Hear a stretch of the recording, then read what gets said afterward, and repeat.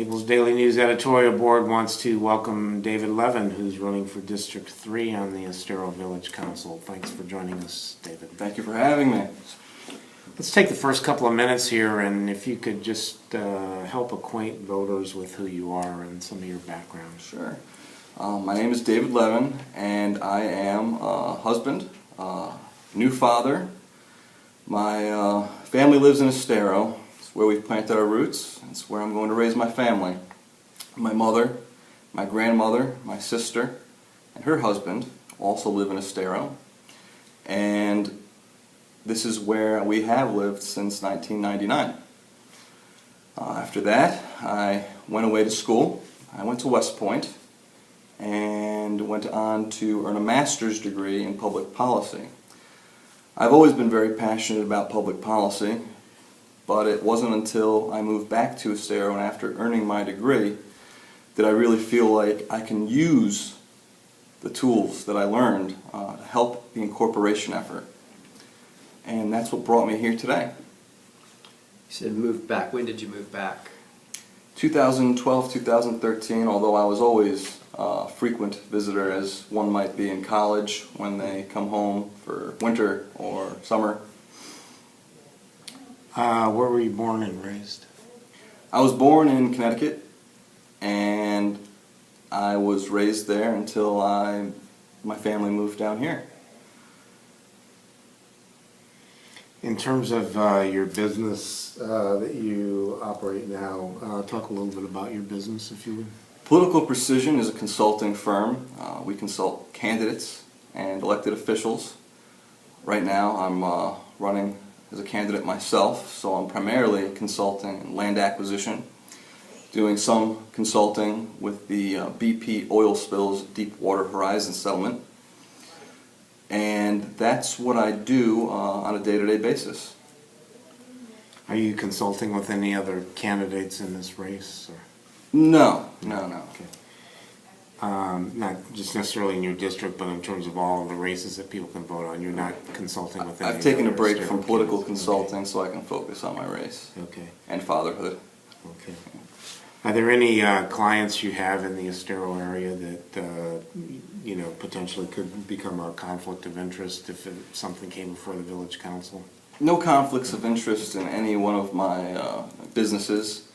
My land consulting is primarily focused in Cape Coral, and my candidates that I've worked with, Naples, Fort Myers, no conflicts there, not yet.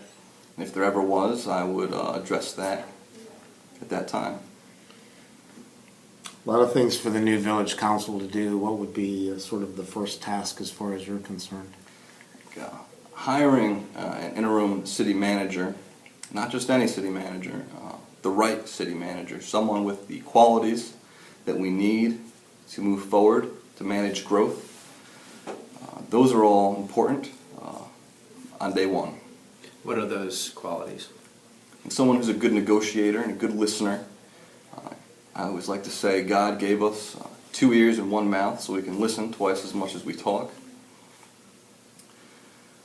Someone who's familiar with Estero, someone who has a stake in the community. Until we execute a nationwide search for a city manager, I think the interim city manager is one important position to fill. That would narrow the list of possible candidates down quite a bit when you talk about somebody familiar with Estero. Do you have anybody in particular in mind? I do. Can share? Sure. Joe Mazurka has worked at length. I haven't talked to Joe about it, but he certainly has put together a great feasibility study. 47 pages long. I read it, I reread it, and he's just really good at what he does. But that's something I haven't discussed with him. It's just someone like Joe Mazurka, if not Joe Mazurka, is someone who I would look to for that position. How long would you envision the interim city manager being on the job before this nationwide search is completed and then you're ready to hand it off to the next person? Right. Well, it's one of those things, you don't work to time, you work to standard. So I couldn't put a time frame on it. And when you go out on this nationwide search for village manager, what is it that you're going to be looking for in terms of attributes for this candidate? Proven track record of success, someone who can balance a budget. Also a good negotiator. Those are just three key attributes that I'll be looking for if I'm elected to village council. You mentioned the good negotiator here a couple of times. Could you elaborate on that a little bit? What is it that you see the tasks are that a city village manager needs to tackle that requires good negotiating skills? One example is negotiating with the county for services that we'll be utilizing. First one that comes to mind is the sheriff's services, because we will not be building our own police department. We will need to have services outsourced, so to speak, contracted, and contracts need to be negotiated.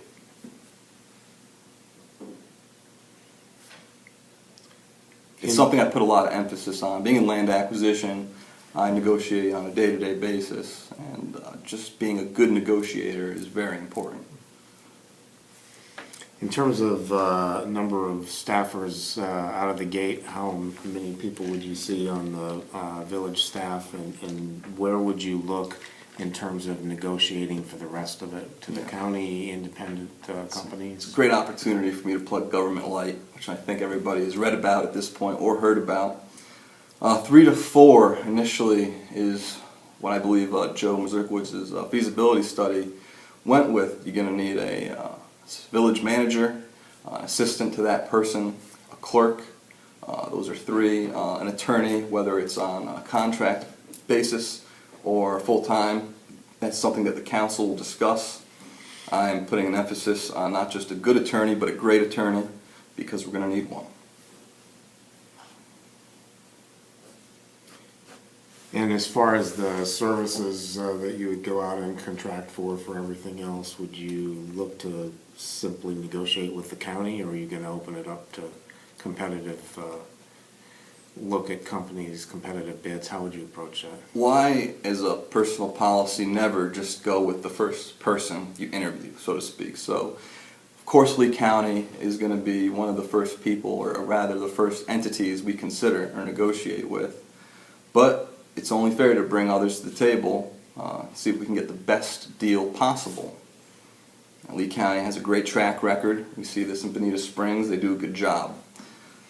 But to be fair and to be more transparent, I think it's only right to bring other entities or businesses to the table.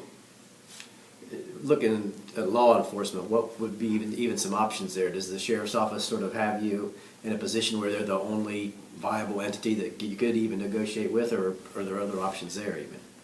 I think there's always options, and that's the great thing when we're talking about policy, is you can be as creative as you'd like with it. But in reality, it's probably one of the only few entities that we would be able to bring to the table for negotiations. And they do a great job. In Estero, crime is very low. This is recognized on a nationwide basis. But there are other safety concerns. Safety meaning sidewalks, street lighting. These are things that need to be policed or looked after.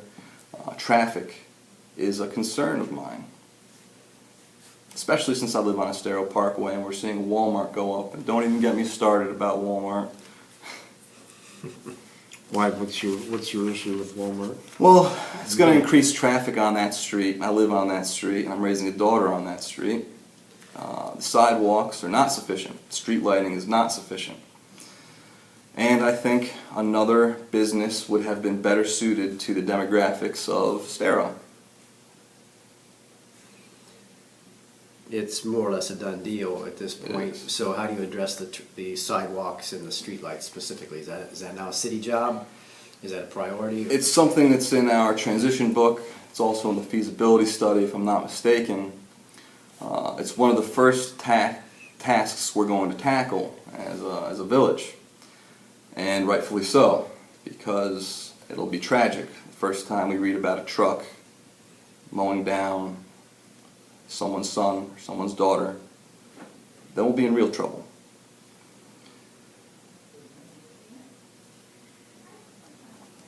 And in terms of the budget and to pay for sidewalks or streetlights or whatever it is that you, as a council member, would advocate for, talk a little bit about the budget and whether you think there's going to be sufficient money in the budget to tackle those things. Well, right now there's a projection of anywhere between $1.5 and $3 million per year surplus for the village of Estero.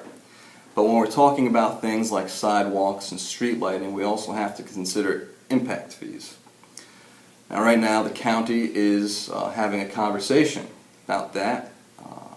They were at a schedule at 20%. The highest we've seen them is 80%. And I think they're starting the conversation at 45% on March 3rd. And that schedule is going to be the new 20% schedule.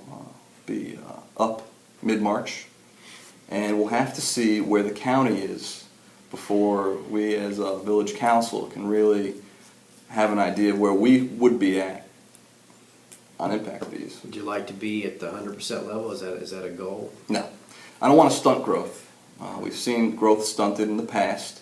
Right now we're on an upswing, and I think we need to continue that.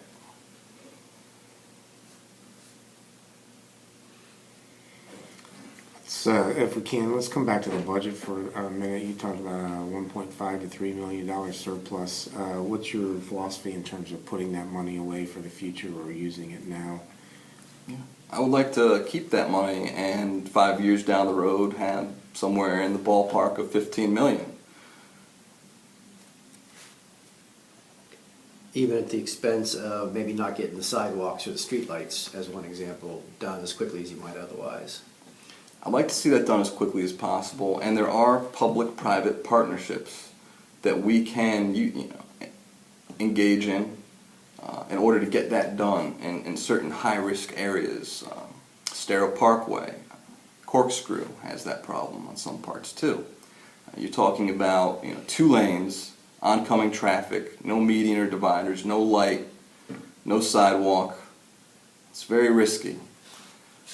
So, for instance, Walmart does have a community outreach program, and I also speak ill of Walmart, but I also try to give them credit where credit's due. And they do award money for projects like this one. Sterile Parkway, is that a county road or is that a state road? Or? It's county is road. where it falls under right now. So what's your thoughts in terms of going back to the county and saying this project should have included these things, why don't you pay for it? Well, we have to be council first, obviously. That's what you're referring to. The ECCL did do that, and since they aren't an established government entity, they didn't really have any room to negotiate. Jim Bosch has been successful in the past in putting in or rallying for certain turn lanes and such, but really the council has to work together, approach the county, present the best argument. I think the time for traffic studies is over. It's time to take action. We need sidewalks and we need lighting. Are those, is that infrastructure that's needed elsewhere besides the Sterile Parkway, or is that just the primary area? We see this in certain parts of Estero, but really Corkscrew and Estero Parkway are the top 2 that come to mind when you think of places where people are really at risk if they're walking at night or jogging. It's not safe. Safety has become a key plank in my platform. You mentioned the ECCL. Have you been active with the ECCL up to this point? I have been. I'm not a member, but I have been to a lot of meetings. I donated to the incorporation effort, and I was active as I could be. How do you see that group's role in the community going forward now that there's a city council in place to do some of the things like you talked about, like going to Lite County and trying to work with things? Where does the ECCL fit in going forward? I would love to see members of the ECCL join planning and zoning boards and a number of other boards that will be established. We already have members of the ECCL that are effectively elected to the positions on council.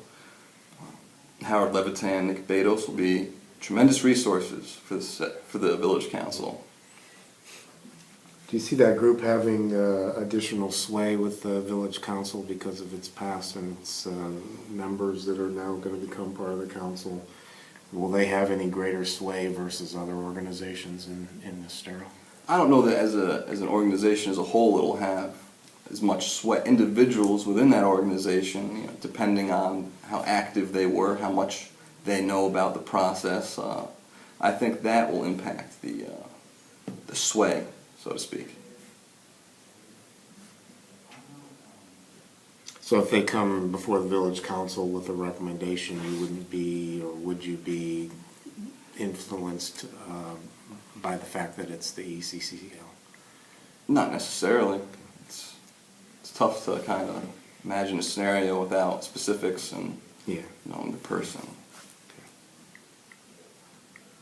How will the city handle going forward code enforcement, zoning, things like that? Is that something that can be farmed out to the county, or because it was a beef with the county all along about the way they were or were not guiding Estero's look? Is that something the city would want to take on and do itself? That's a great question. We certainly have discussed bringing on a planning zoning board, which I think it's very important to the process, to us as a new village. And a lot of times people, when they think of government, they think of a hierarchy, like a pyramid.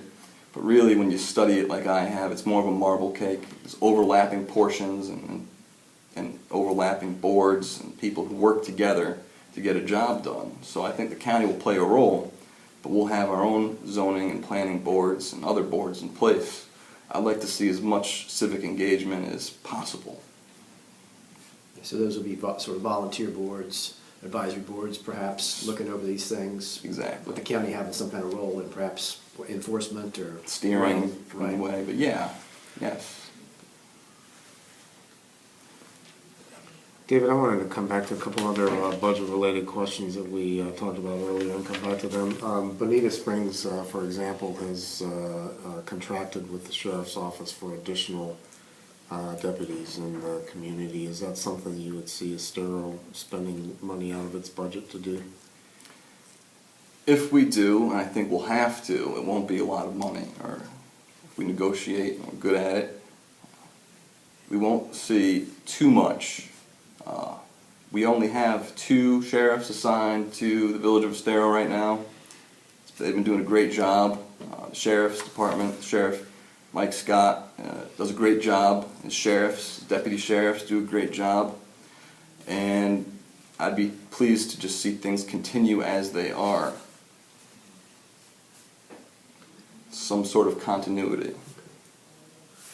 How does that work then? The sheriff provides that coverage to Estero because it's unincorporated Lee County. It's still part of Lee County even if it incorporates. Will the sheriff cut that back or you have to pay for it? Do you think at that point you'd have to, and then if you wanted to bump it to a 3rd and 4th deputy, then you paid more on top of that? Right, as that's my understanding. Since we are incorporated now, we do have to pay for it. Nothing is free. You mentioned 3 to 4 employees. Is the budget, as it's carved out, sufficient to handle 3 to 4 employees without having to go into reserves? Yes, I don't remember the figure off the top of my head, but it wasn't too much. $500,000, less than that.